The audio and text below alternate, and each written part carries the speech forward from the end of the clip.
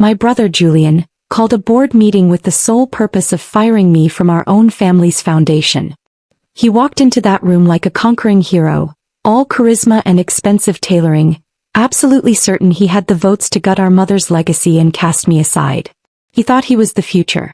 What he didn't know, what no one but me knew, was that our mother had left behind a ghost in the machine, a secret weapon buried in the fine print, a failsafe that only I could activate. He thought I was just the quiet girl in the corner, the keeper of spreadsheets and forgotten files. He was about to find out that the quietest people are often the ones who hold the most power.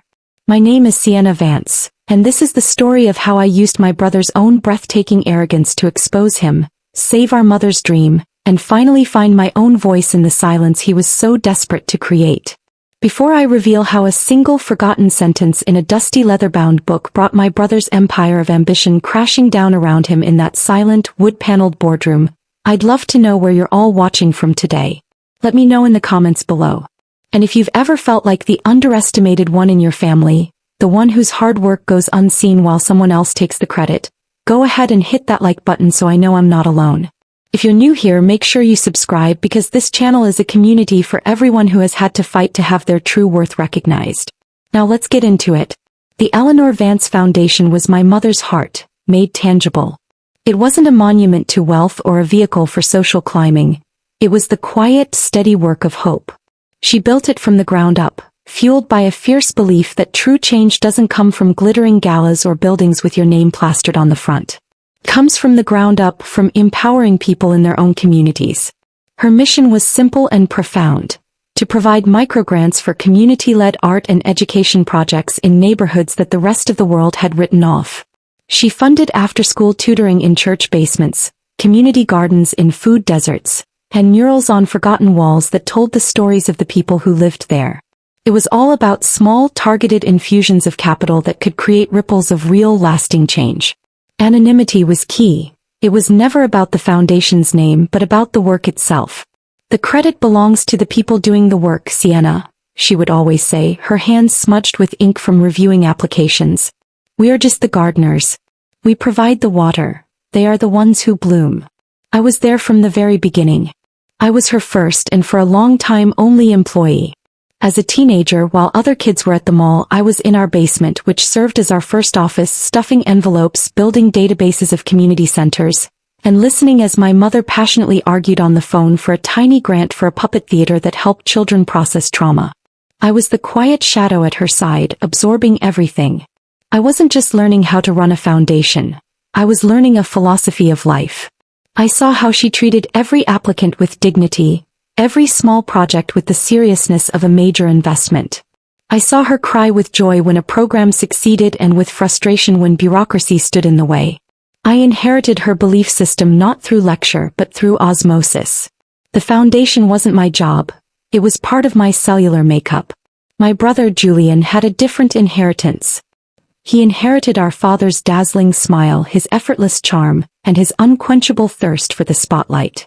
While I was in the basement, Julian was at boarding school, then an Ivy League university, his life a curated series of triumphs that our parents celebrated with ever-increasing fanfare. He was the golden child, a role he played with masterful ease. I was the diligent one, the reliable one, the one who made sure things ran smoothly in the background so the star could shine. The dynamic was cemented early and reinforced at every turn. I remember one specific high school project, a diorama of a historical battle. I spent weeks in the library poring over books, sketching out the terrain, painstakingly painting dozens of miniature soldiers. Julian, who was my partner on the project, showed up the night before it was due, glanced at my work and said, "Looks great, see. I'll handle the presentation." The next day he stood before the class and delivered a rousing off-the-cuff speech about the battle's significance, gesturing to the diorama as if he had willed it into existence himself. He got a perfect score and a round of applause. Our teacher praised his natural leadership. When we got home, our father clapped him on the back. "That's my boy. A real leader." He turned to me and patted my head. "And you, Sienna, you're such a wonderful helper. It's good you're there to support your brother." I remember the words sinking into me like stones. A helper. Support. That was my role. Not the creator, not the architect, just the scaffolding for someone else's monument. This pattern repeated itself endlessly. When Julian won a regional tennis tournament, my parents threw a lavish party, inviting all their friends to celebrate. The house was filled with laughter and champagne, with Julian holding court, retelling the story of his winning match with dramatic flair. 2 weeks later, I received a letter informing me I had won a national essay competition, a prize that came with a small scholarship. I showed the letter to my mother, my heart thrumming with a tentative pride. She hugged me tightly, her voice a warm whisper. "Oh, Sienna, that's wonderful. You are so brilliant." But when she showed our father, he just glanced at it and said, "That's nice, honey. Very smart." Later that evening, I overheard him on the phone with a friend, boasting for 10 minutes about Julian's tennis skills. My essay was never mentioned. The message was clear. His achievements were public victories, worthy of celebration. Mine were private, quiet, nice. My mother, to her credit, saw the imbalance. She was the one who tried to build me up in the quiet moments when no one else was looking.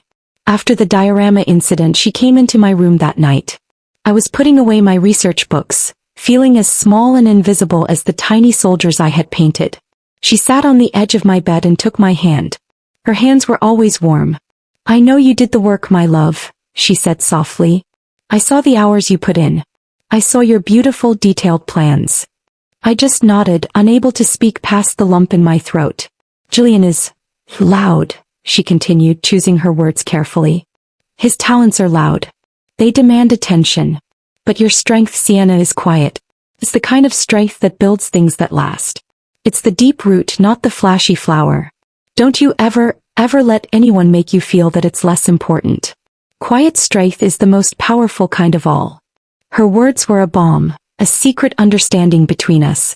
She was the one who saw me, and for a long time that was enough. As the foundation grew, so did my role within it. I went to college and studied nonprofit management, my path always clear. I came back and became the official program director. Julian, after graduating with a business degree, went to work for a high-powered consulting firm in New York, chasing billion-dollar deals and the lifestyle that came with them. He'd fly in for the holidays, regaling us with stories of corporate jets and hostile takeovers, a world so alien to the one my mother and I inhabited. He'd visit the foundation office for a photo op, shaking hands with a community leader for the annual report, before disappearing again into his own orbit. He called the foundation Mom's little hobby, a phrase that felt like a tiny sharp poke to my heart every time he said it. Then my mother got sick. The diagnosis came swiftly and cruelly, a storm that appeared on a clear day. The vibrant, tireless woman who had been the center of my universe began to fade. The decline was slow at first, then terrifyingly fast. I moved back into my childhood home, turning the foundation's operations over to my trusted deputy Maria so I could be with her. My days became a blur of medication schedules, doctor's appointments, and long, quiet hours by her bedside, holding her hand, reading to her, just being present in the dwindling light. Julian's visits were brief and performative. He would fly in for a weekend, filling the quiet, sick-scented house with his booming voice and forced cheerfulness. He'd sit by her bed for 20 minutes, talk about a deal he was closing, check his phone a dozen times, and then announce he had to take a very important call. I remember one afternoon in particular. Mom was having a bad day, barely able to speak. Julian breezed in, wearing a suit that probably cost more than one of our microgrants. He kissed her on the forehead and launched into a monologue about a potential promotion. "They're really looking at me for the new VP role, Mom. It's a huge step." Mom just looked at him, her eyes clouded with pain and something else. Disappointment. She tried to say something, but only a faint whisper emerged. Julian didn't seem to notice. He patted her hand and said, "Don't you worry, I'll make you proud." Then he left the room to take his call. After he was gone, Mom turned her head towards me, and a single tear traced a path down her pale cheek. He squeezed my hand. "He doesn't see," she whispered, her voice a fragile thread. "He just doesn't see." In that moment, the chasm between my brother and me felt impossibly wide. In her last few weeks, the conversations we had were a final, urgent transfer of knowledge and love. The foundation was always on her mind. One evening, when the house was still and the world outside was dark, she looked at me with a clarity that startled me. "You are the heart of this place, Sienna," she said, her voice stronger than it had been in days. "You understand the mission. You have my soul in you. She paused, gathering her strength. Julian, he has a different kind of ambition. It's not a bad thing in itself. But it's sharp. It's hungry. It doesn't know the difference between building something and consuming it. Her eyes held mine and I felt the weight of her words, the weight of the future. Promise me, she rasped. Promise me you'll protect my legacy. Protect it from ego. Protect it from vanity. I promised. It was the most sacred vow I had ever made. After she passed, a fog of grief descended. The world felt muted, colorless. Julian, of course, handled the funeral arrangements, turning it into a grand production that felt more like a networking event than a farewell. He delivered a eulogy so eloquent and moving that people wept, even though it was filled with anecdotes that I knew were either exaggerated or entirely fabricated. He cast himself as the devoted son, intimately involved in his mother's great work. In the weeks that followed, the board of directors, a mix of my mother's old friends and some newer, more business-oriented members our father had recommended, had to decide on the foundation's future leadership. Julian, having conveniently quit his consulting job, made a brilliant pitch. He spoke of honoring our mother by taking her vision to the next level. He was charming, confident, and he had the Vance name. It was an easy decision for them. They named him CEO. To maintain a sense of continuity and to utilize Sienna's unique operational skills, they appointed me Chief Operating Officer. It was presented to the world and to me as a perfect partnership. The charismatic visionary and the steady hand. The voice in the engine. I accepted, my grief still too raw to allow for suspicion. I thought foolishly that this was how I could best honor my promise. I believed we could do it together. I believed his love for our mother would temper his ambition. I was wrong. The first signs of trouble were small, like the tremors before an earthquake. The Foundation's website, which had always featured photos of the communities we served, was redesigned. Now the landing page was a massive, professionally shot photograph of Julian, smiling his brilliant white smile, under the heading, A New Era of Giving. My mother's photo was relegated to a small circle on the Our History page. Then came the change in language. He scrubbed the website of words like small and anonymous. They were replaced with impactful, scalable, and strategic philanthropy. He started bringing in wealth managers and marketing consultants for meetings that I was pointedly not invited to. I tried to talk to him. I went to his new ostentatiously large office. Our mother's old modest office was now a lounge area, and tried to voice my concerns. Julian, this new branding, it feels like we're losing sight of what Mom was all about. It's becoming about us, not them. He leaned back in his leather chair, a picture of paternalistic condescension. Sienna, you're being sentimental. This is how the world works. We need to build a brand. Donors want to see a strong leader. They want to invest in success, not in Mom's sweet little hobby. It wasn't a hobby, I said, my voice tight. It was her life's work. It's a lifeline for hundreds of people. And will help thousands more, he boomed, standing up and pacing. But we have to think bigger. We need galas, naming rights, big donors. The kind of people who write seven-figure checks. We can't get that by funding a puppet theater in the Bronx. The knot of dread in my stomach tightened. This wasn't a difference in strategy. This was a battle for the soul of the Foundation, and I was only just beginning to realize I was on the losing side. The earthquake hit 6 months later. Julian called a senior staff meeting and, with the grandiosity of a tech mogul unveiling a new phone, he presented his new vision. He called it Vance Forward. It was a proposal to completely scrap our mother's microgrant program. All of it. The community gardens, the tutoring, the art programs, all to be phased out over the next fiscal year. In its place, he proposed a single monumental project, the Julian Vance Center for the Performing Arts. He clicked a button, and the screen behind him filled with a glossy, computer-generated rendering of a massive glass and steel structure. It was an architectural marvel, all soaring lines and dramatic angles, designed to dominate the city skyline. It would have a concert hall, a theater, a modern art gallery, and a rooftop restaurant. And across the front, in enormous, gleaming letters, was his name. He hadn't even bothered to include our mothers. He spoke for an hour using a torrent of corporate buzzwords. He talked about civic pride, cultural landmarks, and creating a permanent legacy. He framed it as the ultimate tribute to our mother. She gave them seeds, he said, his voice ringing with false sincerity. We will give them a forest. A permanent, shining monument to the Vance family's commitment to the arts. I sat there in stunned silence, a cold horror seeping into my bones. He wasn't just changing the mission. He was desecrating it. This wasn't a forest. It was a parking lot paved over a wildflower meadow. It was a monument not to our mother but to his own ego. When the presentation was over, the room, filled with the consultants and new hires Julian had brought in, erupted in applause. I saw Maria, our longtime program manager, sitting across the room. Her face was ashen.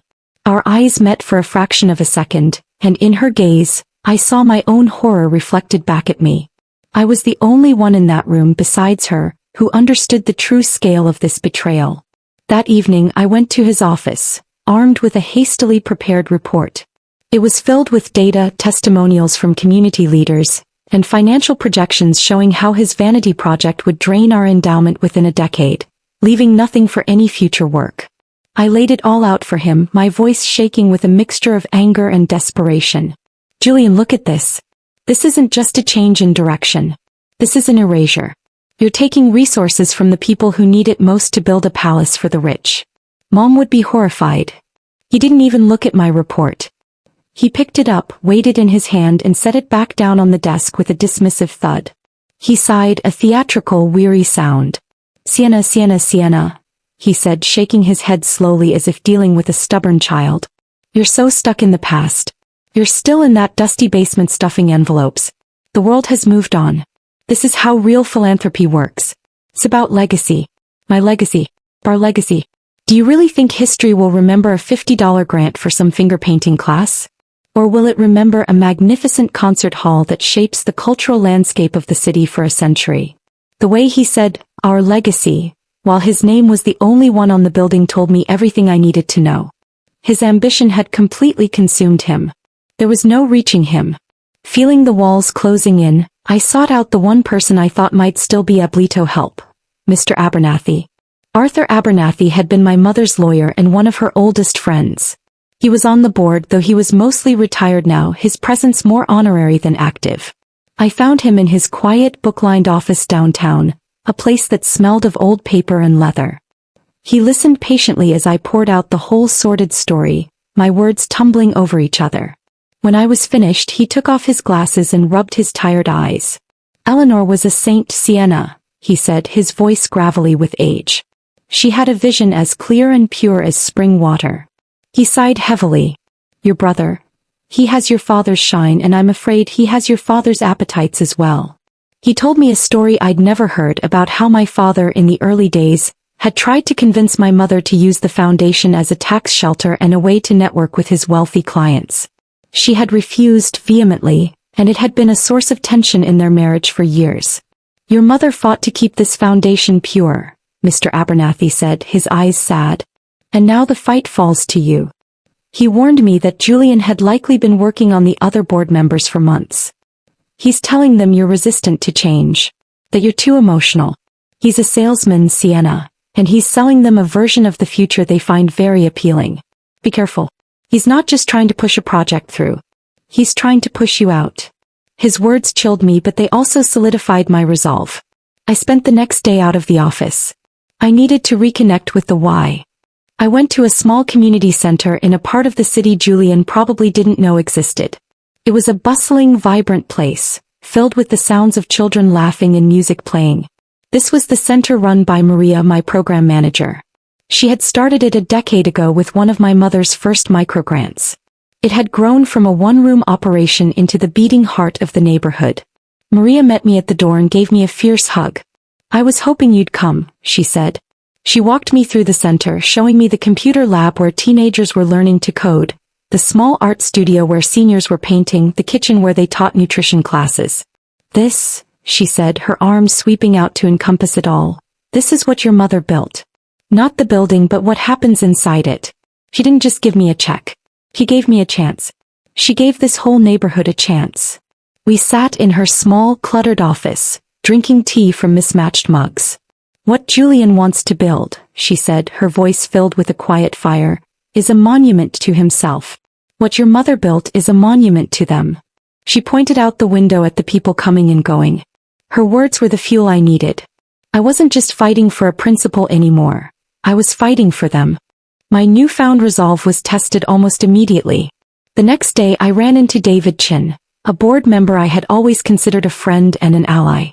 He was a tech entrepreneur who had seemed to genuinely admire my mother's grassroots approach. I tried to talk to him about the Vance Center, hoping to find a sympathetic ear. His reaction was a cold shock. "Sienna, you have to look at the big picture," he said, avoiding my eyes. "Julian's proposal is dynamic, bold. The foundation needs to make a splash to attract a new generation of donors. Sticking with the old model, it's just not ambitious enough." He used the exact same word Julian had, ambitious. It was like he was reading from a script. I realized with a sinking heart that Julian had gotten to him. My brother's campaign of whispers and charm was working. He was systematically isolating me, painting me as a sentimental fool standing in the way of progress. Julian's manipulation was insidious. He'd hold meetings with board members, presenting carefully curated data that made the microgrant program look inefficient, a scattergun approach with low visibility returns. He'd talk about me with feigned concern, sighing about how my grief and emotional attachment were clouding my judgment. He was using my love for our mother as a weapon against me, twisting my dedication into a liability. He was charming, persuasive, and utterly ruthless. The newer board members, the ones who had come on after my mother's passing, were completely captivated. They saw a charismatic leader with a bold vision, not a narcissistic son trying to erase his mother's memory. I felt utterly alone, cornered. My promise to my mother felt like a lead weight in my gut. How could I protect her legacy when the very people entrusted with it were so eager to tear it down? Despair began to creep in. For one long, dark night I considered resigning. Maybe it was better to walk away than to stay and watch him dismantle everything she had built piece by piece. I could issue a statement, make my opposition public, but I knew it would be dismissed as sour grapes, the tantrum of a spurned sister. But then I remembered my mother's words. Quiet strength is the most powerful kind of all. Resigning wasn't strength. It was surrender. I couldn't give up. Not yet. There had to be something, some tool, some piece of leverage I was missing. My mother was meticulous. She was a planner. She was brilliant. She knew her son. She must have anticipated this. That thought sparked a frantic, desperate hope. I drove to the office in the middle of the night, letting myself in with my key.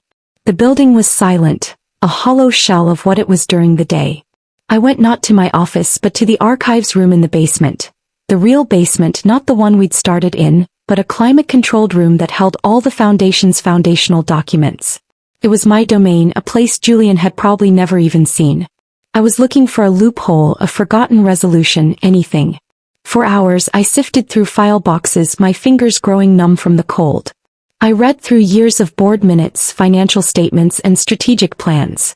Nothing. By 3 a.m. I was exhausted and close to tears, the bitter taste of defeat in my mouth. I was about to give up when my eyes landed on a shelf in the corner. On it sat a single, thick, leather-bound ledger. It was the original articles of incorporation and bylaws, hand-signed by my mother and the first board members. It was more of a symbolic artifact than a working document. We use digital copies for everything now. Driven by some last, inexplicable impulse, I took it down. The leather was cool and smooth beneath my hands. I opened it carefully, the old pages crackling. The text was dense, full of the arcane language of corporate law.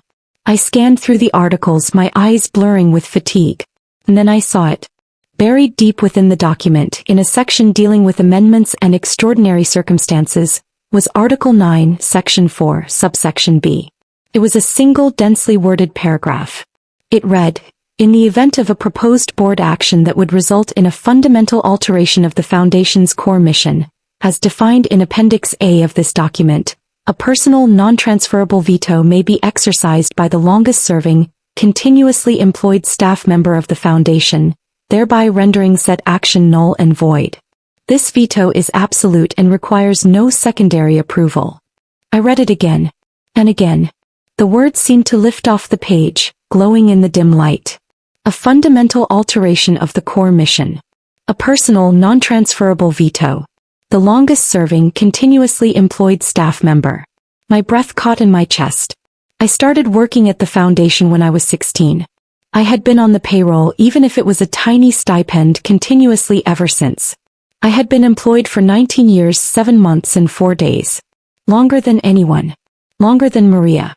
Longer than the security guard. Longer even than some of the board members had been alive. It was me. The failsafe was me. A wave of emotions so powerful it almost buckled my knees washed over me. It was grief, love and all crashing together. My mother. She had known. She had seen the future, seen her son's ravenous ambition, and she had forged a shield and placed it in my hands, knowing that one day I would need it. She hadn't left me with just a promise. She had left me with a weapon. A quiet weapon, hidden in plain sight. A weapon only the diligent, overlooked daughter would ever think to find.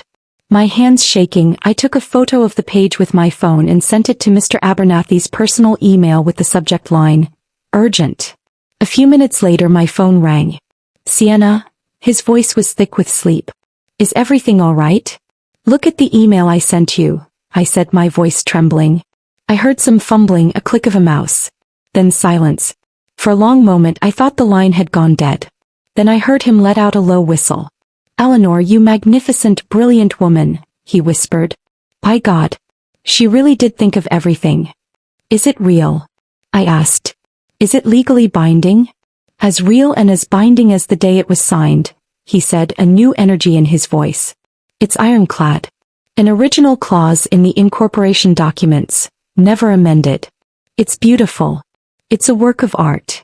He paused. "He'll never see it coming, Sienna. He'll walk right into it." A strange calm settled over me, a cold, clear certainty. The fear was gone, replaced by a steel I didn't know I possessed. I went home, slept for 3 hours and walked into the office the next morning feeling like a different person. I didn't have to fight him. I didn't have to persuade anyone. All I had to do was wait. I didn't have to wait long. 2 days later, an email from Julian's assistant arrived in my inbox. It was the official notification and agenda for a special board meeting. My eyes scanned the items. Item 4. A motion to approve the Vance Forward initiative and the development of the Julian Vance Center for the Performing Arts. And right below it, Item 5. A motion on the restructuring of the executive office and the removal of the chief operating officer, Sienna Vance. There was, in cold corporate language, the final, absolute betrayal. He wasn't just trying to kill our mother's legacy. He was trying to erase me from it, too. I looked at the email, at the trap he had so carefully laid for me. And for the first time in a very long time I smiled. He had no idea he was the one who was about to walk into an ambush. The ghost in the machine was waiting. The boardroom felt like a stage set for an execution. The long mahogany table gleamed under the recessed lighting, reflecting the stern faces in the portraits that lined the walls. The largest portrait, the one hanging directly behind the chairman's seat, was of our mother. She was smiling, a knowing, gentle look in her eyes that I had always loved. Today it felt like a silent promise. The air was thick with a tense, formal politeness that was far more menacing than open hostility. The board members were all there, arrayed around the table like judges. Mr. Abernathy sat to my right, giving my hand a slight, reassuring squeeze under the table. Maria was not present. This was a board-only affair.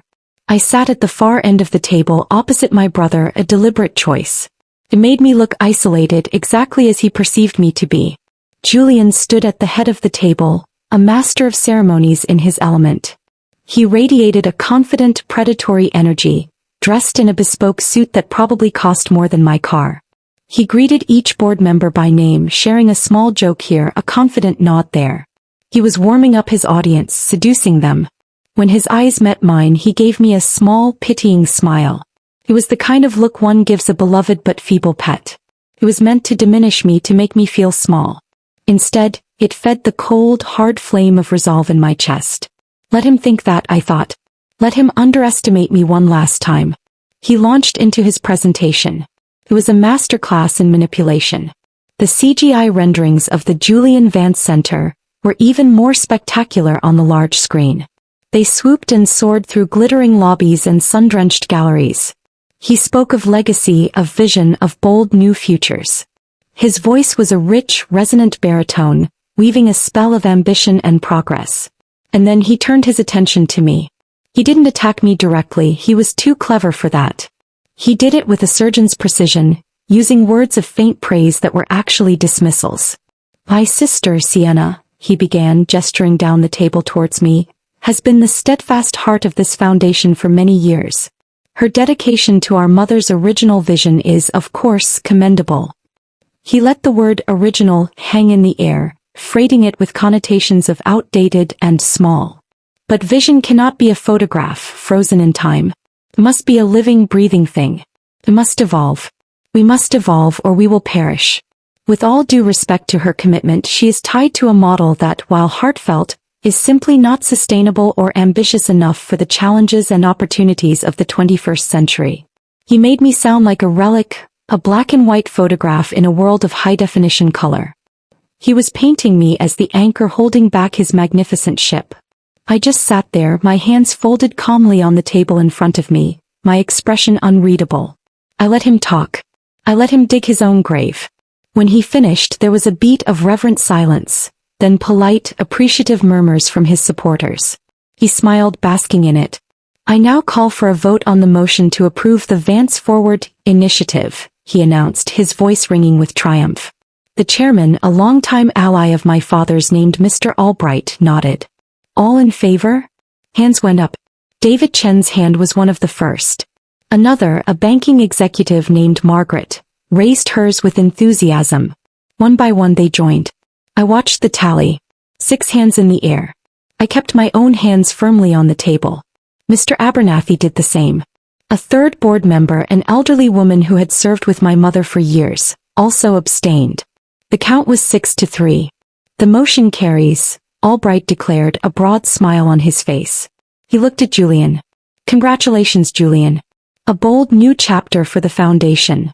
Julian gave a magnanimous nod, his eyes flicking to me again with that same look of pity.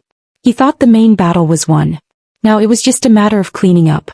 Thank you, Mr. Chairman, Julian said, his voice smooth as silk. And now to the next item on the agenda. To ensure the swift and effective implementation of this new vision, we must have a leadership team that is fully aligned and unburdened by past attachments. The air grew colder. Therefore, I move for a vote on the removal of the Chief Operating Officer, Sienna Vance, effective immediately. He proceeded to lay out his case, a series of carefully phrased accusations disguised as concerns. He spoke of my resistance to strategic realignment, my operational bottlenecks, and a fundamental lack of forward-thinking vision. It was a public execution delivered with a smile. He was making it sound like a sad necessity, a painful but essential business decision. The chairman, looking somber, prepared to call the second vote. This was it. This was the moment. I let the silence stretch for a beat, letting Julian's words hang in the air like a foul odor. Then I spoke. My voice wasn't loud, but it was clear and steady. It cut through the tense atmosphere like a shard of glass. Before you call that vote, Mr. Chairman, there is a point of order I must raise. Every head turned towards me. Julian looked irritated, as if a fly were buzzing at his coronation. Sienna, this is hardly the time for procedural questions, he said condescendingly. I ignored him, keeping my eyes on the chairman. I would like to direct the board's attention to the Foundation's original signed bylaws, specifically Article 9, Section 4, Subsection B. I slid a folder across the polished table. It contained a high-quality copy of the page with the relevant section highlighted. For the benefit of those who may not be familiar with it, allow me to read it. The room was filled with a confused rustling as board members leaned forward. Julian frowned, a flicker of uncertainty crossing his face for the first time. What is this, Sienna? Some dusty, irrelevant clause you dug up. I began to read, my voice calm and measured. In the event of a proposed board action that would result in a fundamental alteration of the Foundation's core mission, as defined in Appendix A of this document, a personal non-transferable veto may be exercised by the longest-serving, continuously employed staff member of the Foundation, thereby rendering said action null and void. This veto is absolute and requires no secondary approval.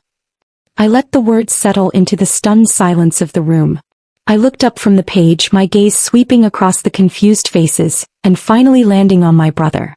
The core mission as defined in Appendix A is, and I quote, to provide small-scale direct financial support to grassroots educational and artistic endeavors in underserved communities.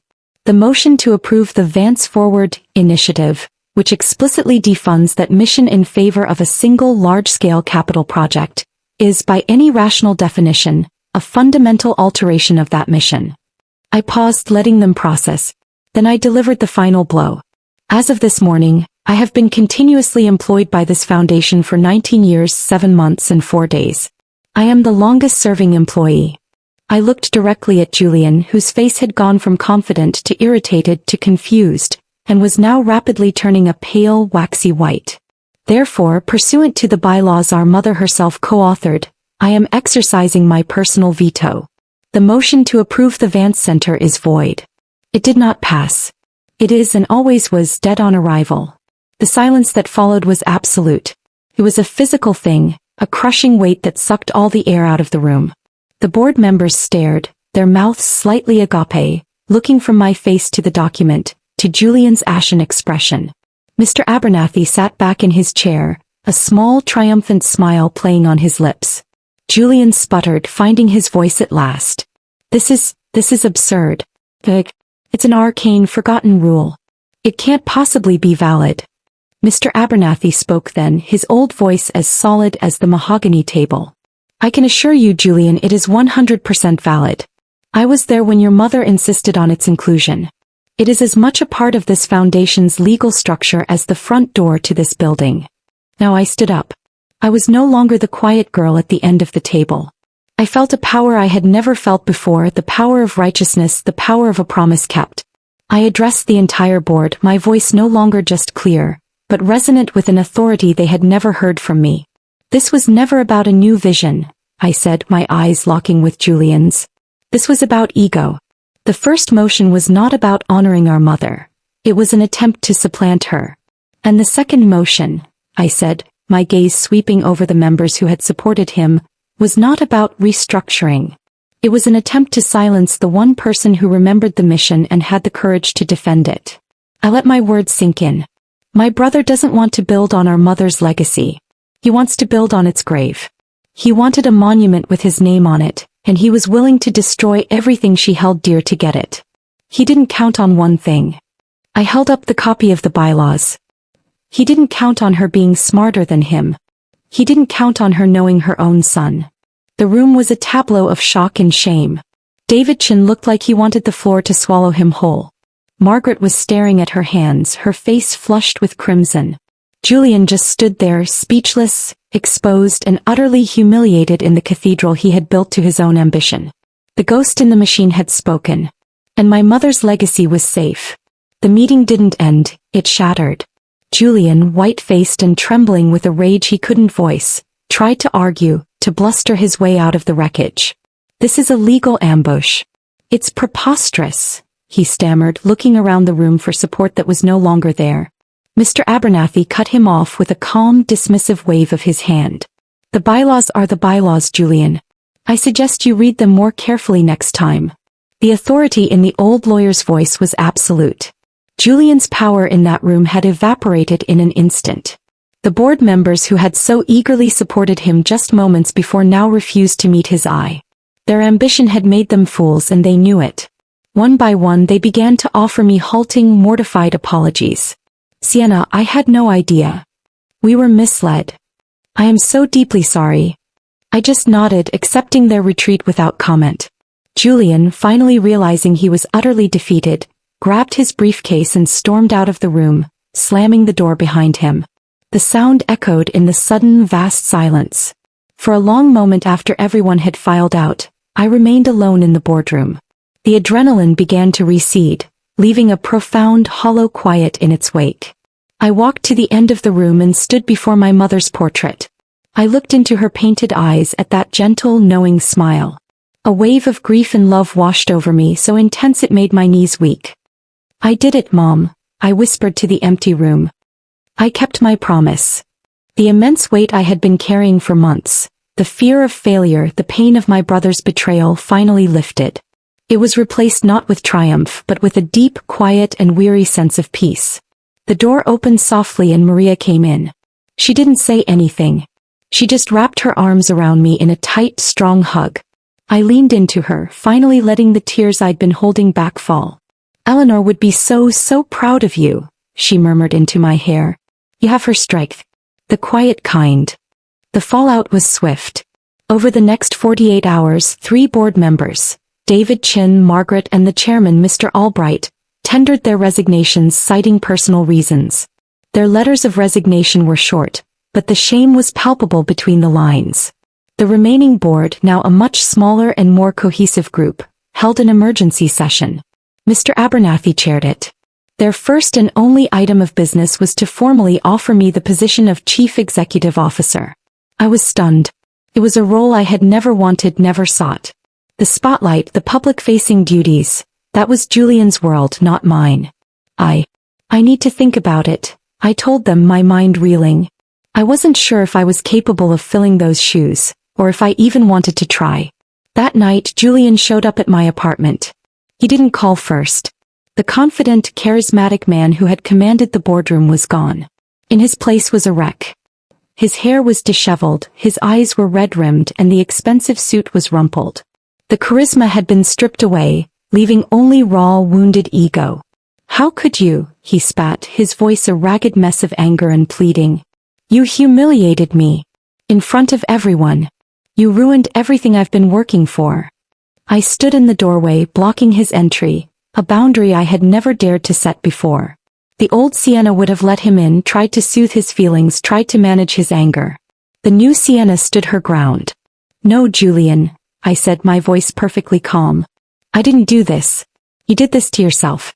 You tried to destroy Mom's life's work for a monument with your name on it. You tried to have me fired from my own home. I didn't ruin you. I just stopped you. It was a good plan. It would have worked," he insisted, his voice rising. "It would have made our name mean something." "Our name already means something," I countered, my voice still quiet but unyielding. "It means helping people. It means integrity. It means everything you were about to throw away." I looked at my brother, this stranger whose face I knew so well, and I felt a profound sadness. He would never understand. He was incapable of it. "I love you, Julian. You're my brother," I said, and I meant it. "But you are not welcome at the foundation anymore. Not now. Maybe not ever. You need to find your own way somewhere else." It was the hardest, most necessary sentence I had ever uttered. For a moment he looked like he might argue, but then he just seemed to deflate. The fight went out of him, replaced by a sullen, childish resentment. He turned without another word and walked away. As I watched him go, I knew that a chapter of my life, the chapter where I lived in his shadow, was finally, truly over. After a weekend of deep reflection, walking through the parks and neighborhoods our mother had loved, I called Mr. Abernathy. I told him I would accept the CEO position, but on my own terms. My first act was to promote Maria to Chief Operating Officer. She was the soul of the Foundation's work, and she deserved to be my partner in leading it. Together we didn't just preserve my mother's legacy, we revitalized it. We streamlined the grant process to make it even more accessible. We launched new initiatives based on direct feedback from the communities we served. To honor my mother, I established the Eleanor Vance Memorial Grant, one larger grant awarded each year to a particularly innovative and impactful community project, a way to think bigger without sacrificing our core principles. I was finding my own way to lead, not just as my mother's keeper but as her successor. It turned out that the skills I'd honed in the background, listening, organizing, paying attention to detail, were not just supportive qualities. They were leadership qualities. A couple of years have passed since that day in the boardroom. Julian moved to the West Coast and now works in corporate public relations for some massive, soulless tech company. We speak on holidays and birthdays. The conversations are brief, civil, and shallow. There is a permanent, unbreachable distance between us. I don't think he ever truly understood what he tried to do, but he understands power and he knows he has none over me or the Foundation anymore. I've accepted him for who he is, and in doing so I've freed myself. This afternoon I was visiting a rooftop garden on top of a low-income housing complex, a project funded by one of our grants. The sun was warm and the air smelled of damp earth and tomato plants. Children were running between the raised beds, their laughter echoing against the brick walls. An elderly woman showed me the beautiful, vibrant peppers she had grown. This, I thought, is legacy. It's not a cold glass building with a name on it. It's a child learning where food comes from. It's a community feeding itself. It's the quiet, persistent, beautiful work of planting seeds and watching them grow. I'm not the quiet one anymore. I still prefer listening to speaking, but when I do speak, my voice is my own. It is steady and it is strong. I found it in the silence where my brother tried to leave me. My mother taught me that quiet strength was the most powerful kind, and for a long time I thought that meant I had to stay in the background. But I learned something else in that boardroom. I learned that protecting a legacy isn't about being frozen in the past. It's about having the courage to carry its heart into the future. It's about finding your voice and using it to speak for the things that cannot speak for themselves. And sometimes the most powerful thing you can say is a single, quiet, and definitive no. What about you? Have you ever been in a situation where you had to find your voice to stand up for something you believed in? Share your story in the comments below. I read every single one, and I believe our stories give each other strength. If my journey resonated with you, please don't forget to like this video and subscribe to the channel for more stories about finding your power. Sharing this video with someone who might be feeling underestimated could make all the difference for them. Thank you for joining me today and for listening to my story. Remember, your value is not determined by the volume of your voice, but by the truth of your words and the integrity of your actions. I wish you all the strength to own your own quiet power. Thank you for listening.